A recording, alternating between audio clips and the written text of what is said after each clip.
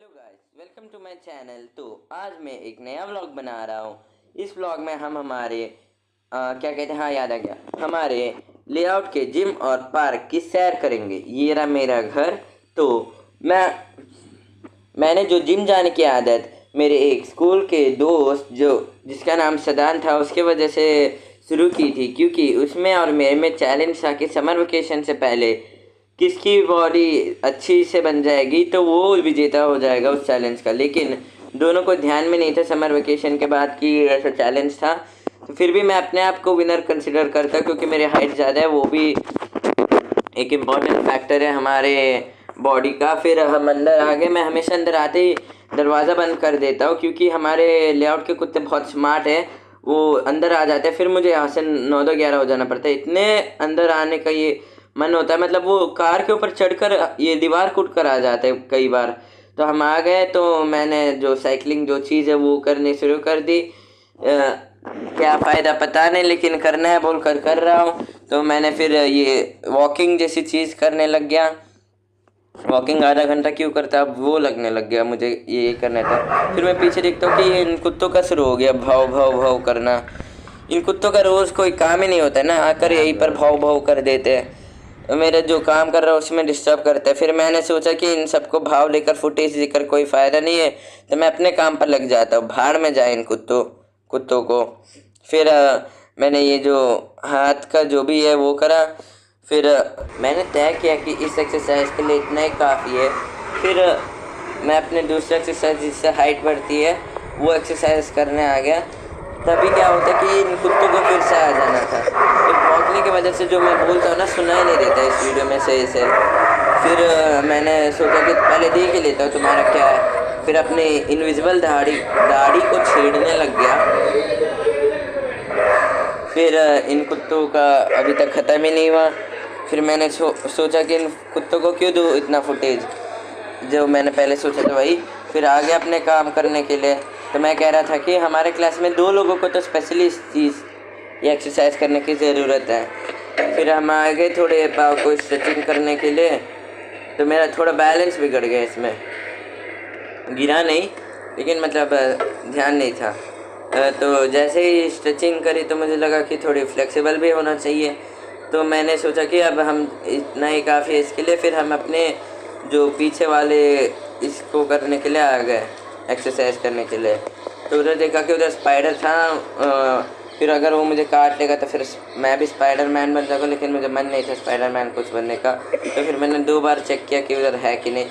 फिर करा ये एक्सरसाइज, लेकिन इस एक्सरसाइज करने का मेरे लिए ज़्यादा फ़ायदा नहीं है। मेरे पाँव बहुत लंबे तो बेंड हो जाते हैं।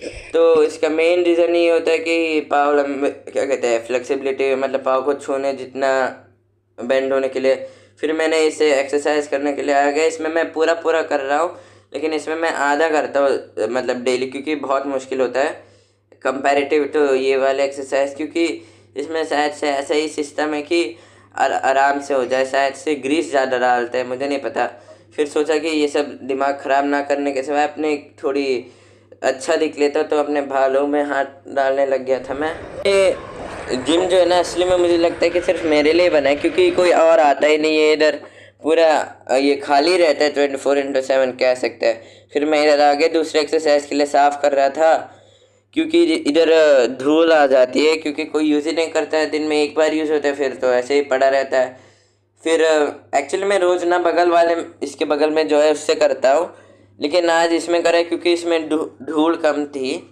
फिर मैंने पुशअप्स करने के लिए गया। मैं रोज़ ना 7 करता हूँ, लेकिन आज से इस वीडियो में सिर्फ 3 ही करा है।